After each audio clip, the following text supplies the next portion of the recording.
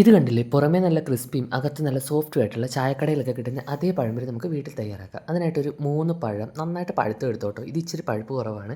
അതെടുത്തിട്ട് നമ്മുടെ പാകത്തിനനുസരിച്ച് അതൊന്ന് കട്ട് ചെയ്യുക. ഇപ്പം ഞാൻ നടുവേ കട്ട് ചെയ്തതിന് ശേഷം പിന്നെ അത് ഓരോ പീസും രണ്ടായി കട്ട് ചെയ്താണ് എടുക്കുന്നത്. പഴംപൊരിയുടെ തിക്നെസ്സിനനുസരിച്ച് നമുക്ക് ഇത് 2ഓ 3ഓ പീസായിട്ട് കട്ട് ചെയ്തെടുക്കാവുന്നതാണ്.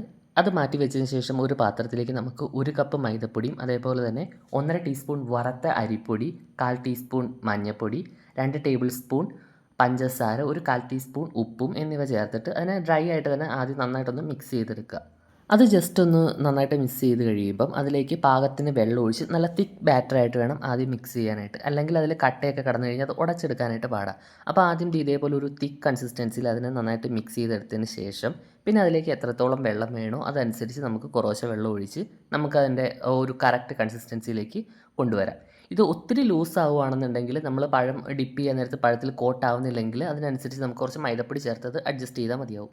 ഇനി ഒരു ചീനച്ചട്ടി അടുപ്പത്ത് വെച്ച് പഴംപൊരി ഡീപ്പ് ഫ്രൈ ചെയ്യാനായിട്ടുള്ള എണ്ണ ഒഴിച്ച് ചൂടാക്കിയെടുക്കുക. ചൂടായതിനു ശേഷം ഒരു മീഡിയം ഫ്ലെയിമിലേക്ക് മാറ്റി അതിലേക്ക് നമ്മുടെ പഴംപൊരി മാവിൽ ഡിപ്പ് ചെയ്ത് ഓരോന്നായിട്ട് ഇട്ട് കൊടുക്കുക. ഒന്ന് ഇട്ട് കൊടുത്ത് ഒരു ഫ്യൂ സെക്കൻഡ്സ് കഴിഞ്ഞതിന് ശേഷം മാത്രമേ അടുത്ത ഇടാവുള്ളൂ. ഒരുമിച്ചിട്ട് കഴിഞ്ഞാൽ അത് ഒട്ടിപ്പിടിക്കും.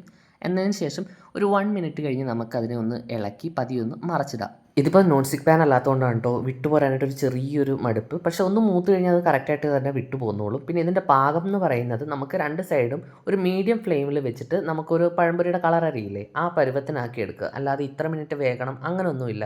കാരണം ജസ്റ്റ് ആ മാവ് ഒന്ന് വെന്ത് പഴവും ഒന്ന് വേവ് തട്ടിയാൽ മാത്രം മതിയാവും. അപ്പോൾ ഒരു മീഡിയം ഫ്ലെയിമിലിട്ട് നമ്മൾ ആ ഒരു കളറാക്കി എടുക്കുക എന്നുള്ളത് മാത്രം നോക്കിയാൽ മതി.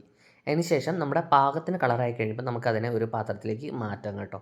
ഇപ്പോൾ ഇതേപോലെ തന്നെ ഞാൻ എല്ലാ പഴവും ഫ്രൈ ചെയ്തെടുത്തിട്ടുണ്ട്. അപ്പോൾ നമ്മുടെ നല്ല ടേസ്റ്റി അതേപോലെ തന്നെ പുറമെ നല്ല ക്രിസ്പി അകത്ത് നല്ല സോഫ്റ്റ് ആയിട്ടുള്ള ചായക്കടയിൽ കിട്ടുന്ന സെയിം പഴംപൊരി റെഡി ആയിട്ടുണ്ട്. അപ്പോൾ വീഡിയോ ഇഷ്ടപ്പെട്ടെങ്കിൽ ചാനൽ സബ്സ്ക്രൈബ് ചെയ്യാനും ഫോളോ ചെയ്യാനും മറക്കല്ലേ.